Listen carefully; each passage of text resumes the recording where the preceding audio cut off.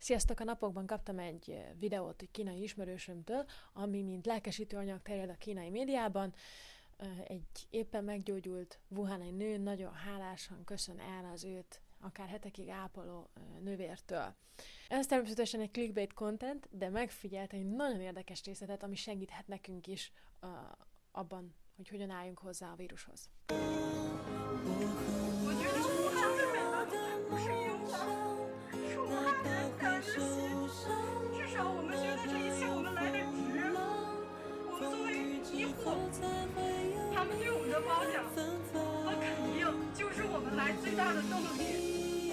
Ha megfigyelitek itt a két egészségügyi dolgozót, akik a gyógyultért felelősek, az egyik közülük látszik, hogy már érzelmileg így benne van a szituációban, és hogy pontosan miért, ezt nem tudom, de oda nyúl a gyógyult nő arcához. Mire?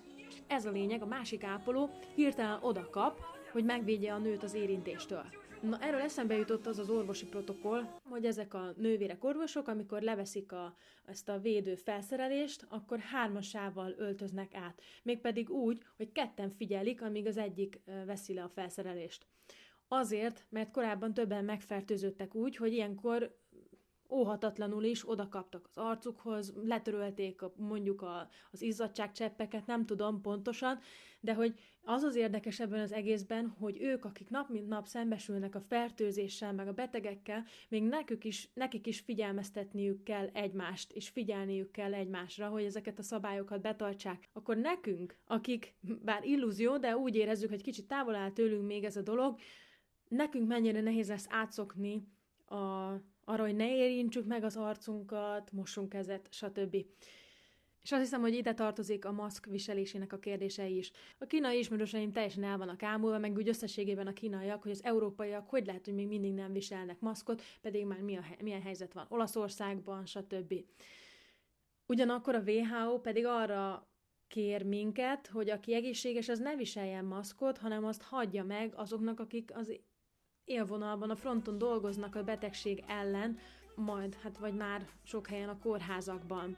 Azt mondják, hogy nehéz betartani azokat a szabályokat, amitől a maszk viselésének lenne értelme. Tényleg nagyon kellemetlen egy ilyen maszk, tehát alatta megizzad az arcunk, nyomja a széle, viszket, és óhatatlanul az ember odanyúl. Ha már odanyúltunk, onnantól kezdve a vírussal már, ami ellen a maszk megvédett, elvileg érintkeztünk, tehát akkor nincs értelme maszkot viselni. A legkönnyebben úgy lassíthatjuk le a járvány terjedését, ha egyáltalán nem találkozunk másokkal, vagy megtartjuk a távolságot. És ezért talán azzal segítünk a legtöbbet, hogyha otthon maradunk. Természetesen, aki megteheti, az oldja meg, hogy tudjon távmunkában dolgozni, társasozzunk, filmezzünk, elő lehet venni a polcon porosodó régi regényeket. Sokszor sértőnek fog tűnni, sőt, sértő lesz az, amikor elutasítasz egy szerettedet, aki puszit akar adni. Vagy egy barátod készfogását. Vagy egy szülinapi meghívást. Vagy egy közös sörözést. Azért gondoltam, hogy ezért fontos megcsinálni ezt a videót, hogy ilyen dilemmákban is megerősítsük egymást, figyeljünk erre, figyelmeztessük egymást, persze finoman, hogy ha a járvány lecsengett, akkor utána közelebb kerülhessünk egymáshoz. Vigyázzatok magatokra és egymásra, és mindenkinek kitartást!